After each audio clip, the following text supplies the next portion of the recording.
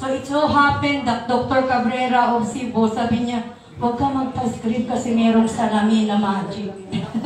Yan ang sabi niya. So madaling sabi, naniniwala naman ako kasi wala akong pera at that time na pinahanda ng doktor ng 135,000 sa dalawang mata i-script. So being a retired teacher, parang hindi ko kaya yun. Parang ang dami kong ililistang pangutangan. Di ko ba? So I tried it nung nag-soap opening dito, that was October 13. So first time kong nakita ko din yung inventor at that time. So bilib na bilib ako sa salamin ito.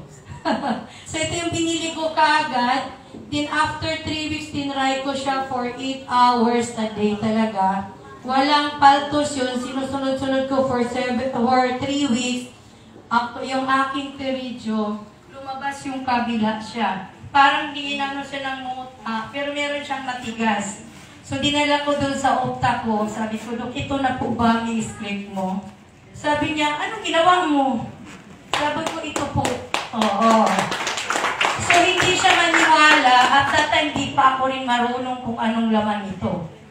So sabi ng doktor, anong laman dyan? Sabi ko, basta sabi nila, sabi nung inventor na si Dr. Son, makaayos na ng teridyo, basta ganyan-ganyan, eye condition, sabi niya. Tanungin mo kung anong nilalagay sa salamin mo. So after, on the 18th day, after nung lumabas yung kabila naman.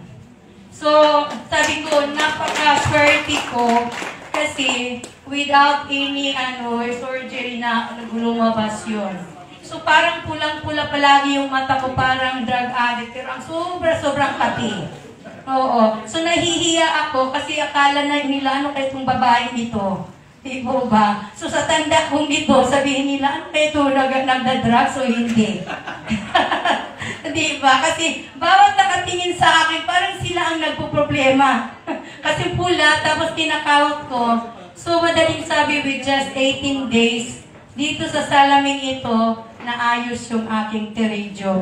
Na-save yung aking, na-save yung aking 135. So, yung kalahati, ginawa ko na lang din, hinamit ko as a mobile stockist.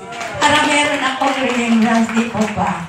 So, nung nakita ko maganda yung produkto, maganda din yung, hindi pa rin ko maintindihan yung Complan, pero sinishare ko na, marami din silang nag-yes doon sa Mindanao. So, sabi ko, ito na siguro yung aking negosyo na through my experience, may share ko. So, gamitin lang natin yung ating mga eyeglasses para tuloy-tuloy din yung recovery. Hindi lang yung ating kundi yung insomnia, nakukuha din sa akin. At saka ito pa ang nakakatawa. Parang di ko i-share ito, pero i-share ko sa inyo sa mga girls.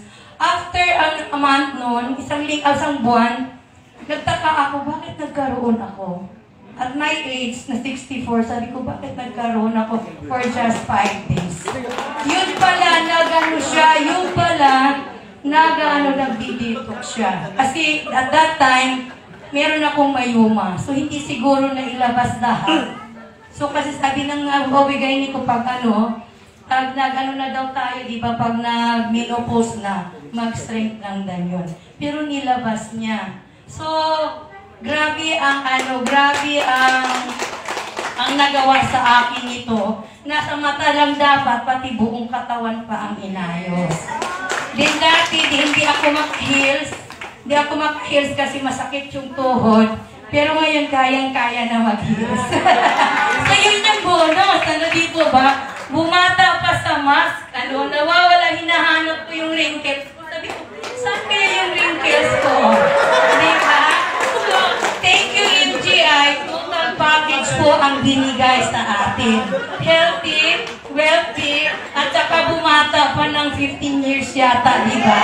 Bonus na yun, So, thank you, Kaproy, for bringing MGI dito sa Pilipinas kasi ako ang #1 na nag-benefit nito.